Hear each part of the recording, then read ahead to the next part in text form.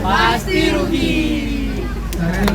Syederalun Goto melalui Gopay memulai kampanye bertajuk Judi Pasti Rugi sebagai upaya edukasi dan pencegahan terhadap maraknya judi online. Bertepatan dengan perayaan puncak HUT ke-820 Kota Banda Aceh di Taman Sari atau Bustanus Salatin pada Jumat 23 Mei 2025. Mobil kampanye Judi Pasti Rugi yang terparkir di sekitaran lokasi puncak perayaan HUT Kota Banda Aceh ini menampilkan sejumlah banner, pemutaran video hingga alat peraga tentang edukasi serta cara kerja judol sebagai sebuah sistem yang dirancang untuk penipuan.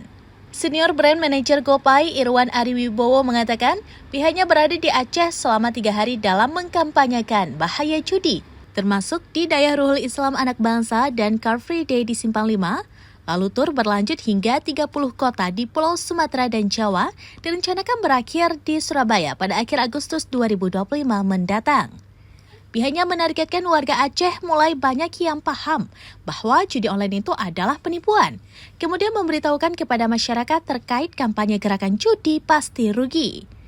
Dikatakannya, pihak Gopay sendiri dalam mencegah penyalahgunaan akun terkait judi online menggunakan teknologi AI untuk mendeteksi akun-akun yang terindikasi terlibat transaksi judol. Dari Banda Aceh, Sarah Masroni, serambinews.com. Ini mobil judi pasti rugi hadir di Kota Aceh. Kota Aceh ini adalah merupakan kota pertama dari rencana tur kami 30 kota, di mana kami mengunjungi masyarakat untuk mengedukasi masyarakat bahwa judi online itu berbahaya karena sebenarnya judi online itu tipuan. Nah, mobil ini hari ini hadir di perayaan kegiatan ulang tahun Kota Banda Aceh ke-820 atas undangan dari Ibu Wali Kota Aceh tentunya, dan harapannya agar bisa mengedukasi masyarakat tentang bahaya dari judi online.